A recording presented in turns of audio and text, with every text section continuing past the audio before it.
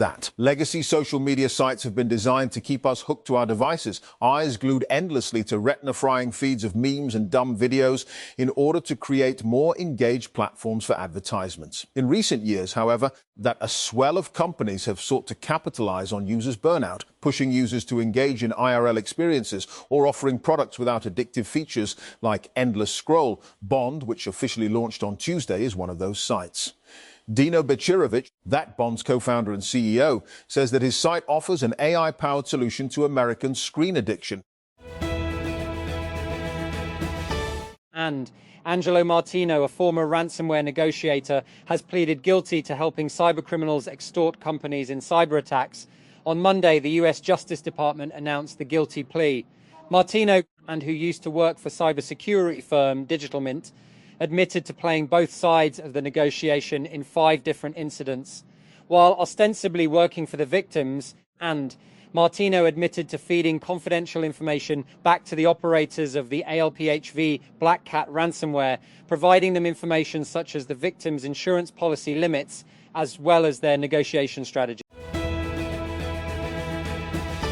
That. If you've ever played a role-playing game, RPG, you know how fun it is to create your character in any way you choose and embark on epic adventures. Now picture an AI-powered, text-based RPG where every interaction with a non-player character NPC is completely unscripted. Latitude, the startup known for its open-ended text adventure games featuring infinite storylines generated by AI, recently unveiled its new platform that allows users to step into the role of game designers. And when was the last time you were actually excited about email? If you're older, probably back in 2004, when Gmail was rolling out its first beta invites. If you're younger, probably never.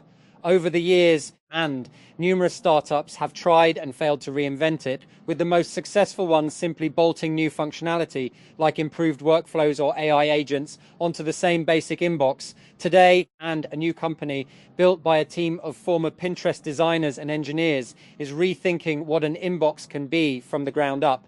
And you might actually find this one exciting. That. Samsung may be preparing one of its biggest battery upgrades in years for the Galaxy S27 Ultra. New leaks suggest the company is making progress with silicon carbon battery technology, which could help solve a long-standing weakness in its flagship smartphones. For several generations, Samsung has continued to use traditional battery designs, while several Chinese smartphone brands have already moved to silicon carbon cells. That Pakistan Telecommunication Company Limited, PTCL, has announced plans to expand its fibre broadband network to 10 million households across Pakistan and equip them with ultra-high-speed internet. The target was shared by company officials during a financial briefing where PTCL outlined its long-term strategy to expand fixed broadband penetration in Pakistan. And the Deputy Commissioner Rawalpindi has issued a clarification regarding a notification circulating on social media about a local holiday in the district. The administration stated that the notification is fake and advised the public to rely only on official sources for accurate information. The circulating document claims that a local holiday has been declared on April 22, 2026, under the authority of the Deputy Commissioner. Under the authority of the Deputy Commissioner. And Jessie J is getting honest about the realities of juggling motherhood and touring. The singer, whose full name is Jessica Ellen Cornish, just wrapped up the UK run of the No Secrets tour and decided to spend some time with her boyfriend Chanan Sophia Coleman and their son, Sky Sophia, who turns 2 years old this May. That. The royal family put on a united display to remember the late Queen by celebrating her 100th birthday at Buckingham Palace with cake and cards. The 77-year-old king presented birthday cards to people turning 100 years old during a reception held at the palace.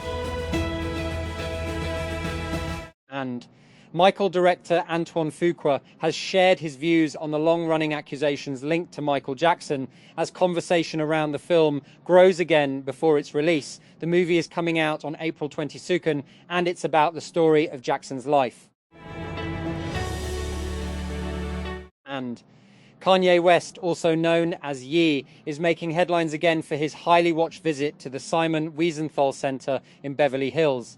The rapper spent around 90 minutes inside the Jewish human rights organization on Monday evening, keeping a low profile as he exited without addressing questions, heading straight to his car. And Islamabad. Health Minister Mustafa Kamal said on Tuesday that Pakistan had sufficient medicine stocks to meet demand for the next 5 to 6 months, despite ongoing international challenges. And the Health Ministry and the Drug Regulatory Authority of Pakistan, DRAP, in close coordination with the pharmaceutical industry, have taken timely and effective measures to safeguard medicine supplies, Kamal said, and while chairing a meeting to review the availability of medicines and the national supply chain. That Karachi Special Ullah Superintendent of Police SSP Dr. Samula Sumro said on Tuesday that 4 suspects who had been involved in leaking matric exams had been arrested. Speaking to Dawn, Sumro said that Karachi Additional Inspector General of Police IGP Azad Khan and Commissioner Syed Hassan Naqvi had tasked law enforcement agencies liaise with reducing cheating during the ongoing matriculation exam. And British neobank Revolut seems to be eyeing a major valuation bump when it eventually goes public.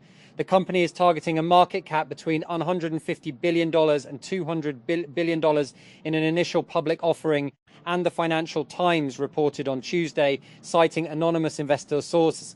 The fintech giant, which secured a full banking license in the United Kingdom in March after years of waiting, was most recently valued at $75 billion and up from $45 billion in 2024 in a secondary share sale that made it one of Europe's most valuable private tech companies.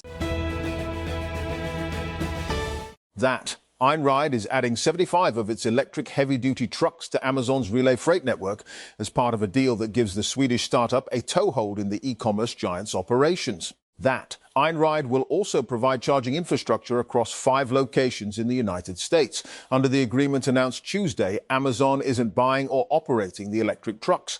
Instead, that Einride will own and manage, using its own Saga AI software, the trucks, which can be used by drivers in Amazon's Relay Freight network. Relay, launched in 2017, is an app that truck drivers can use to book hauling gigs with Amazon. That YouTube is expanding its new likeness detection technology, which identifies AI-generated content, such as deepfakes, to people within the entertainment industry, the company announced on Tuesday. The technology works similarly to YouTube's existing Content ID system, which detects copyright-protected material in users' uploaded videos, allowing rights owners to request removal or share in the video's revenue. And students across Pakistan studying science subjects can now apply for the Asian Science Camp 2026, which will take place from August 2 to 8 at the University of Hong Kong. And the Pakistan Science Foundation, PSF, will sponsor 5 students for the program. Selection will be based on merit through a 2-stage process. The camp brings together students from different countries to present ideas and take part in scientific discussions and demonstrate their work in front of leading scientists.